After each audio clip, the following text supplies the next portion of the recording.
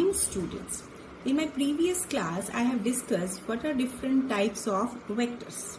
Now today we will discuss what are the rules for vector addition. As there can be different kind of addition possible. They have vectors inclined at different angles. First of all, we will explain the rules for collinear vectors. What is a basic rule for vector addition? See, actually, when we have to take number of vectors, we don't know whether these are parallel, anti-parallel, but before that I am giving you one rule. Suppose you have two vectors, irrespective of the point, they are in the same direction or in opposite direction.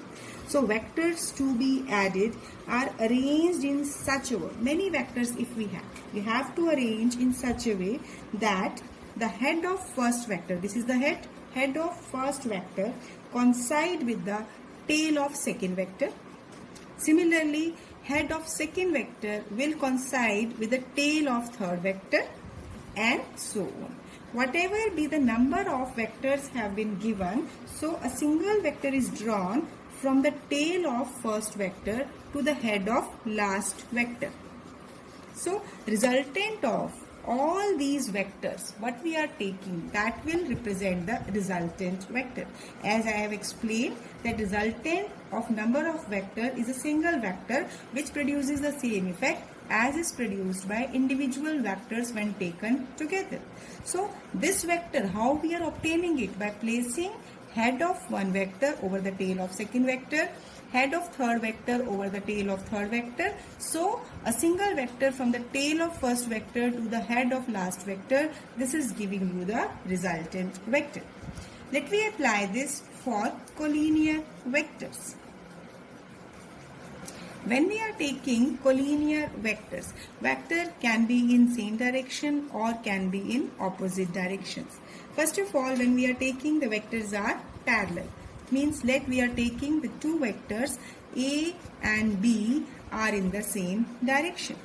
Following the above rule, what we will do, we will place first vector. Now the head of first vector is placed over the tail of second vector, that this is with the second vector. As we have only two vectors, so resultant of these two will be a vector from the tail of first to the head of second vector. So this is giving you R equal to A plus B. So magnitude of resultant vector is equal to sum of magnitude. Magnitude, if we are taking sum of magnitude of A and magnitude of B, and it is in the direction, it is in the same direction as that of the two given vectors. So it means if two vectors are added, so in simple terms, when we have to find the resultant of these two vectors, it will be equal to sum of magnitude of individual vectors, and direction of the resultant vector will be same as that of given vectors, because both the vectors have the same direction. So there is no concept of change of direction. You can say the direction of resultant will be either of the two vectors because both are pointing in the same direction. So this is for parallel vectors when the vectors are in the same direction. Now after this, next is the addition of anti-parallel vectors. So it means when the two vectors are taken in the opposite direction. So when the vectors are in opposite direction, so how to obtain resultant of these vectors? Rule will remain the same. Place the tail of second vector over the head of first vector. Now B vector is in the opposite direction. So here by placing tail of B over the head of A, second vector B is in the opposite direction. So now here this much, this will give you the resultant vector, and this resultant will be equal to, because this is, if you are taking the magnitude of resultant will be equal to the difference of magnitude of A and B. So it will be given by A minus B, or in simple terms, when we are taking, as in case of general formula, that resultant is the vector sum of individual vectors. But when we are taking that R is equal to suppose A plus B, but when these are added, because we are adding negative of B to that of A, so actually how the result we are getting? This will be A minus B. See, this is the standard rule which we always follow. But here, when we are applying the result, here we are adding this B vector. So, if I am taking this is vector A and this is vector B. But if I will take negative of B, so negative of B will be in this direction. So, it can be taken as now vector A and this is minus B. So, simple resultant will be A minus B. That is obtained by the simple result that we have taken as addition of negative of the second vector, and hence it is A minus B. See, there is no confusion about these two vectors. As one method is we are taking that first vector and second vector is in the opposite direction. We are placing the tail of second vector over the head of first vector. Then we are adding to this and the remaining. This one is giving you the resultant vector. Or in the simple terms you want to understand, you can see as per the basic formula that resultant is equal to sum of the two vectors. So what we are taking to make its direction, we are taking the negative of vector B. So it will be A minus B. So when we are adding, this will be A minus B. So in general terms, when the vectors are anti-parallel, actually this is for understanding. Actually if we have two vectors like this, you will say the resultant will be equal to A minus B. This is about magnitude. But as we have represented it in this form, so we have included its direction also. So now what about direction? So the direction of the resultant vector will be in the direction of a vector whose magnitude is greater, as if A is 5 centimeter and B is 3 centimeter. So resultant will be in direction of A. It will be in direction of A. Suppose if we are taking, like this is vector B, this is suppose this is 7 centimeter and vector A is this one. This is suppose 3 centimeter. Now if we have to take the resultant, what will be the resultant? Then resultant will be equal to vector B minus A. Now you can take it as 7 minus 3, 4 centimeter. So resultant vector will be in the direction of vector B. This is a main point. The vector which is bigger, direction of resultant will be along the direction, along the same vector. So you have to learn this result as per the direction. Direction will be for the vector whose magnitude is greater. So these are the rules for vector addition when we are adding collinear vectors. Parallel vector, resultant will be A plus B. Anti-parallel vector, resultant will be A minus B. So now when we have to add vectors whose angle is neither 0 degree nor 180 degree, it means other than these two. So in that particular case, what we will do? So if the two vectors A and B are inclined at some angle, so how can we find their resultant, or is there any possibility to find their resultant? Yes, then we have three basic rules. First is triangle law of vector addition. Second is parallelogram law of vector addition. And next, polygon law of vector addition. Now we will discuss them one by one. When we have to add two vectors, when we have to find the resultant of two vectors, then these two laws are applicable, triangle law and parallelogram law. But if there are more than two vectors, any number of vectors are there, then polygon law is used. So polygon law of vector addition is used when we have number of vectors and they are following certain pattern, then we can apply this rule. This can be taken as an extension of triangle law of vector addition. We will explain it one by one. Now, first of all, we will take triangle law of vector addition.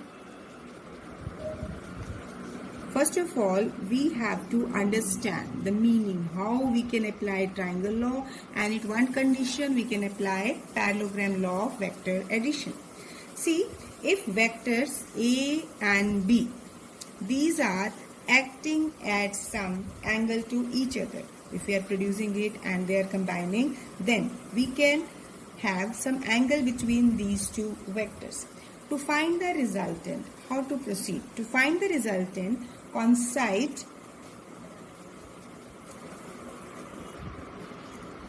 tail of B over the head of A. See, we have two vectors. For applying triangle law, we have to make the arrangement of placing these two vectors in such a way so that they will form sides of a triangle. Now, how to place these two? We will place the tail of vector B over the head of vector A. So that, we are placing it like this, so that a single vector from the tail of A to the head of B, it will give the resultant vector. From the tail of A to the head of B, it is giving you the resultant vector. So this resultant vector will be A plus B. See, when you have to learn how to apply it, then we have to learn that how to place it. There is a particular rule that the tail of B has to place over the head of A, so that you can see here that A vector is in this direction and B vector is in the same order. A and B are in the same order. But a third vector that is representing by the third side of this triangle, third vector which is giving as a resultant, it is starting from the tail of A to the head of B, so that this is giving you the resultant vector. This is a way how to draw it. Now we have to understand it in terms of a proper statement. If you have been asked what is a statement of triangle law vector addition, then how to learn? Now see how to proceed. As according to triangle law vector addition, if two vectors are acting on a particle at the same time, two vectors acting on a particle at the same time are represented in magnitude and direction by the two sides of a triangle. Very important point I am going to tell you now. Two sides of a triangle taken in same order. Then the resultant vector is represented in magnitude and direction by the third side of a triangle taken in opposite order. What I am saying, if the two vectors are represented by two sides of a triangle taken in same order, order means we are going from this to this, so here order should be same. This is A, this is B, then only we are taking it in the same order. Then resultant vector will be a vector drawn from the tail. Now but when we are giving the statement, we will say that the resultant will be given by the third side of a triangle, but taken in opposite order. Taken in opposite order means its head will lie over this point. Head will lie at point B.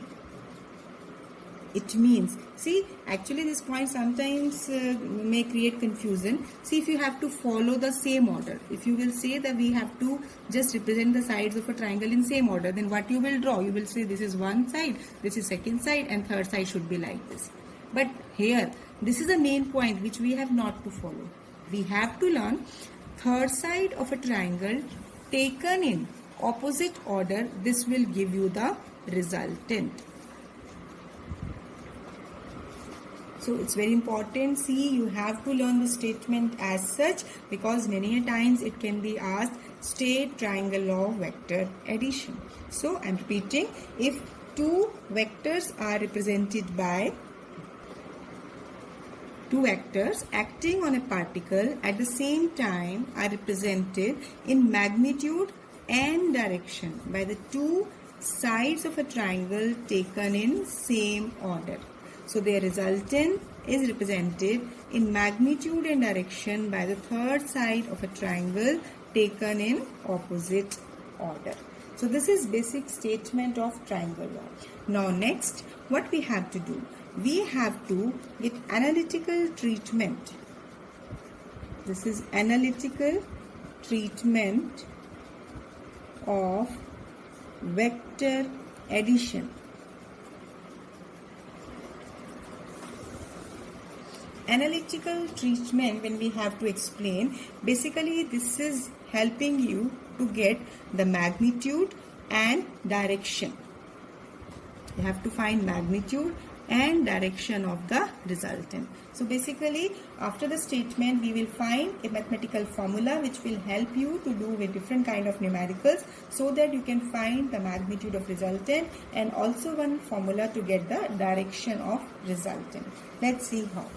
As we are taking the two vectors, that it is A and vector B, that these are inclined at an angle theta. So angle between these two vectors, very important point, it will not be this one. Angle between these two vectors is this theta, because angle is always taken between the vector when produced and the second vector, if it is not directly. Then as now by the triangle rule we are taking this is as a resultant. This resultant is equal to, that is represented by vector R.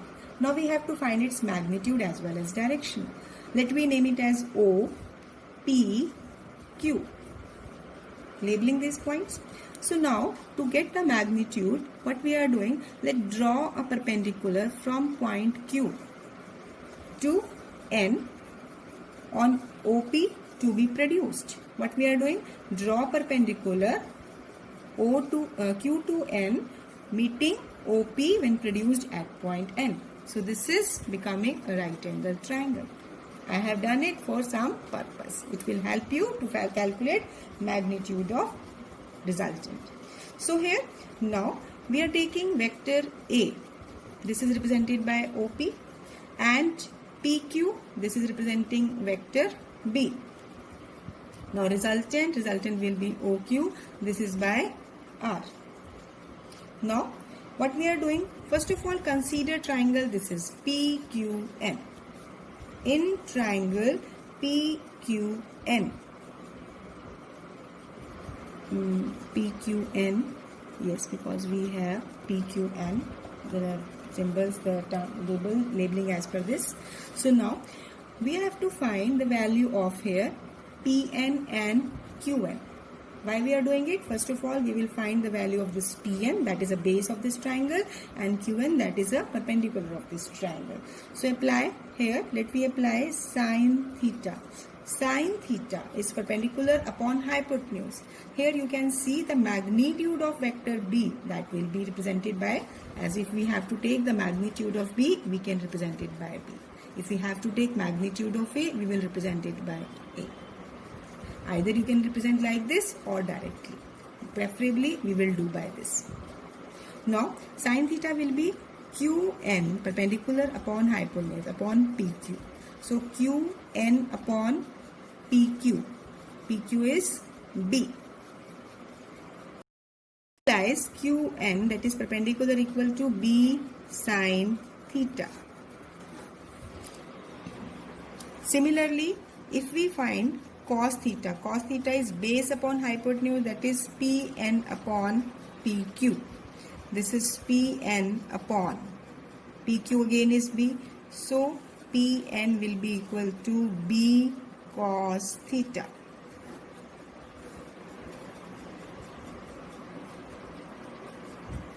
Now after getting the value of Pn and Qn, now see in this triangle we will apply Pythagoras theorem.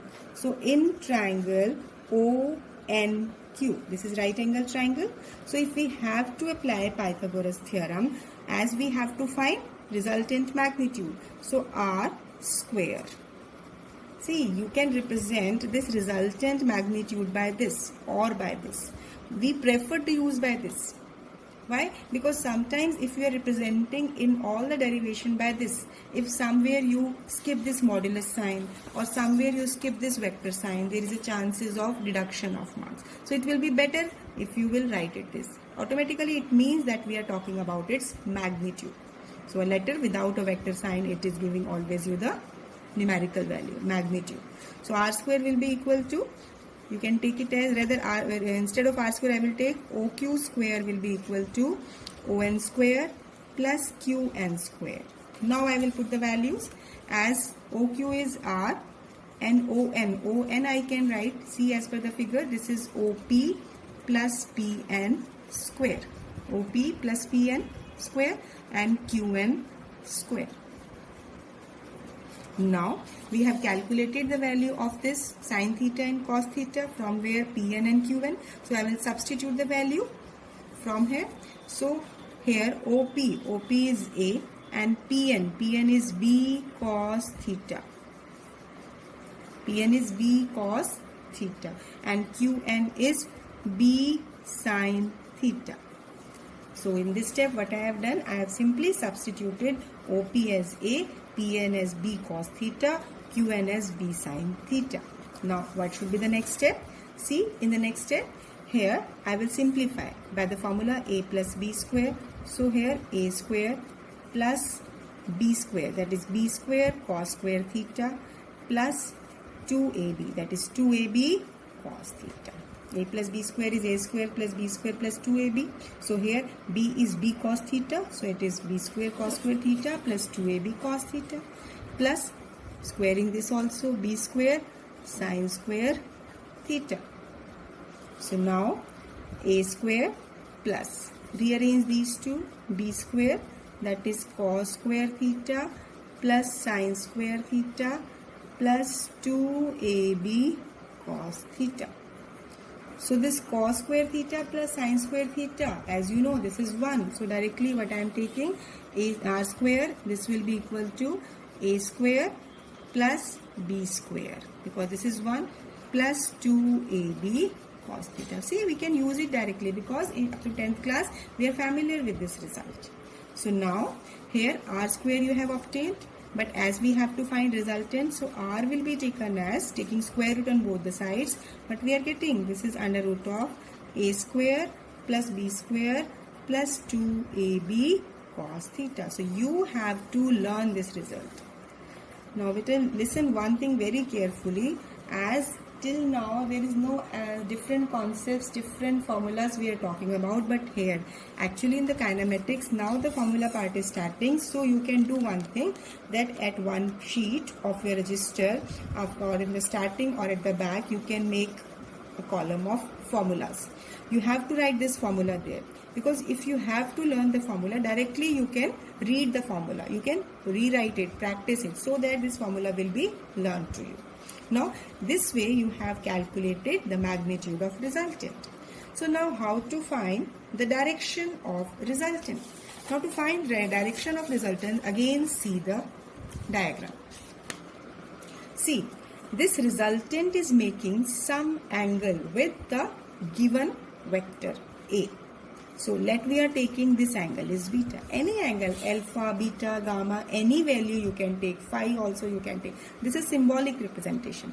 Basically we are finding what angle this resultant is making with vector A. So we are taking beta is the angle. Now how to proceed? So for finding the direction, what we will do, we will find tangent of beta. What step we have to learn? That we have to find tangent of beta. See how? As to find the direction. Now as per the figure in triangle, this is our triangle is OQN. OQN triangle. Now tangent beta. See here, as per the figure, this tangent beta, this will be perpendicular upon this base. Perpendicular is QN and base is ON. Now I am writing here, this is QN upon ON. Now again you can see it that ON is taken as the sum of OP and PN. So now substitute, further split the value ON, this is OP plus PN. So now QN upon this. So here you can substitute the values. This QN, as we have obtained, this QN is B sin theta, and OP, this is A, and PN, this is B cos theta. So this is basically the formula which is giving you the value of tangent beta. And if you have to find the value of this angle, solve this. Actually, here in maths, one chapter you will study on inverse functions. Actual way that you have to write it in the inverse function. Tangent inverse b sine theta upon a plus b cos theta. This is one way by which we can calculate beta. But it is difficult to understand at this step because in maths you have not done the concept of inverse function. So what you have to do, you have to learn this result. Learn this result. I am telling you how from this you can get directly the angle. So now we have these two results which you have to learn. Now from this we are taking some special cases. See, before it, if you have been asked, give analytical treatment of triangle of vector addition. So in that particular case, do up to this step.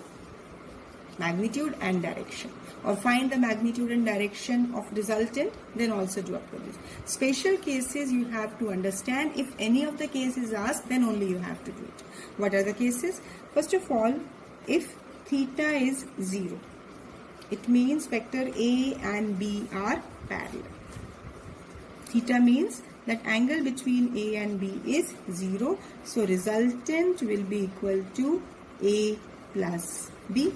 Simply we take, but how can we obtain it from this? See here that R equal to under root of A square plus B square plus 2AB cos 0. Cos 0 is 1. So it is A square plus B square plus 2AB. Now it can be written as A plus B square. So it will be A plus B.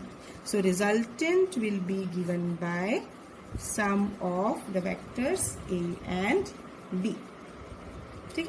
By this method we can calculate the resultant. Now you can compare it. The magnitude of resultant from here directly you have obtained and here you are obtaining. This comes out to be the same. Now what about the direction? See, directly if you have to find the direction, what do you say about direction? The direction of resultant will be from along the direction of either A or B, because both are in the same direction. Now again from the formula how to obtain it. Tangent beta will be B sine 0 upon A plus B cos 0. See, sine 0 is 0. 0 upon anything, any factor which you are getting upon A plus B, this will having no significance, it will always be 0. So now see here, now tangent beta is 0. So now just recall the table of tangent function. Tangent 0 is 0. So you will take it as tangent 0. So beta will be 0 degree. It means from here we can say, see, we were taking this resultant and beta was the angle of resultant with vector A. It means now this vector B, vector R and A, these are coinciding. It means vector R is lying along the same direction as that of A. Same meaning that beta is 0. It means there is no angle between R and A. It means resultant will be along the same direction as that of A. Now second point, if theta is equal to 180 degree, that means vectors when these are anti-parallel, that means vector A here and vector B here, angle between them is 180 degree. So how to find resultant? As per the formula we have obtained, here theta you will substitute as 180 degree. Now put here we will get cos 180 as minus 1. So it will be 2AB cos 180 minus 1. When you will solve it, it will be A square plus B square minus 2AB. This will be equal to A minus B square. This will be A minus B. So resultant R will be equal to difference of magnitude of A and B. This we do directly when we were taking the result. The resultant magnitude was the difference of the two vectors. It can be B minus A square or B minus A also. We can take, because this is a square. So either we write it B minus A square or A minus B square. This will have the same. Actually, this indicate if B magnitude is greater than A, then you are getting this result, you are using this result. If A magnitude is greater than B, then you will use this result. So this is giving you the magnitude. So now about direction, as tangent beta, so it will be B sine 180 degree upon A plus B cos 180 degree. Now sine 180 degree, sine 180 degree means 0, is 0 by anything, although it will be A minus B because cos 180 is minus 1, but it will have no significance, it will be 0. So here you have to just carefully understand this point. See, is we have two vectors are in the opposite direction. Now resultant direction will be maybe from along the direction of A or along the direction of B. How to decide it? So actually when we are taking, this can be tangent 0 or this can be tangent 180, because in table of tangent angle will be 0, the value of tangent function will be 0 for the case of either 0 degree or 180 degree. Now when this angle will be 0 degree or when this will be 180 degree. See, this is the resultant. Actually the resultant is making an angle theta, beta with vector A. Now when vector B is in it's the opposite direction. So in that case, if magnitude of A is greater than B, then beta will be 0. Why? Because in that case resultant will be along the direction of A. But if magnitude of B is greater than A, magnitude of B is greater than A, in that particular case resultant will be acting opposite to direction of A. Why? Because now resultant will act along the direction of B. It is acting along the direction of B, and beta is the angle between resultant and A only, not with the B. So this angle now it will be 180 degree. So in that case beta will be 180 degree. This is a point, important point which you have to understand. If magnitude of A is greater than B, so resultant will be along the direction of A. So that's why angle is 0.